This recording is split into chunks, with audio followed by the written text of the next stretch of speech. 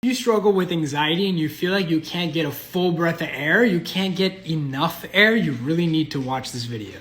So if you're struggling with anxiety or you're getting panic attacks, you may notice that your breath is a lot more shallow. You even try to get more oxygen and you can't do it. In fact, you become very even hyper aware of just taking a normal breath.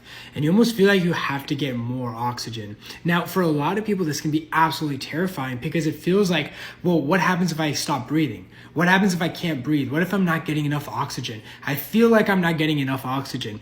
And this in itself can create a lot of anxiety. You can feel like there's maybe something wrong with your lungs, or there's just a general breathing problem. Now, what I find is a lot of people that experience panic attacks especially really experience this.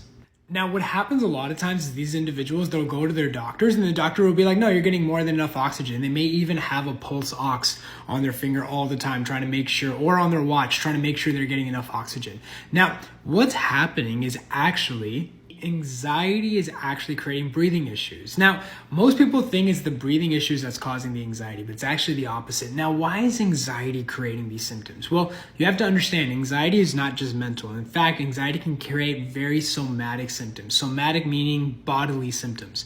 It can create a lot of body symptoms, including palpitations, trouble breathing.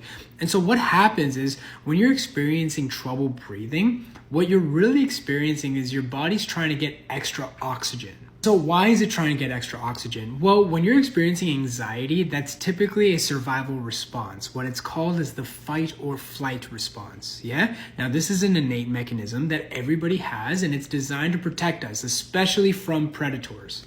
Because it's the predators that would get to us initially, right? And so what we had to do is we had to gear up for them.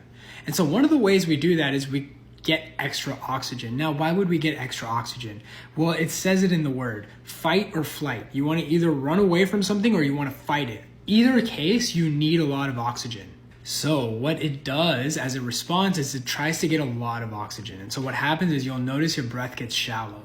And what it's doing is that it's trying to get a lot of oxygen quickly because it feels like you're going to need it because you're about to do something that's going to require a lot of endurance. Now, here's the problem. There is no tiger. There is no lion. The only thing is that you're experiencing this response when there is no tiger.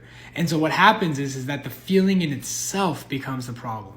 So the solution really is, if you focus on the anxiety, if you focus on fixing the anxiety, well, then what happens is this ends up going away. Now, there's multiple steps on how to fix the anxiety and really overcome this problem once and for all. So if you want to know more, check the comment section.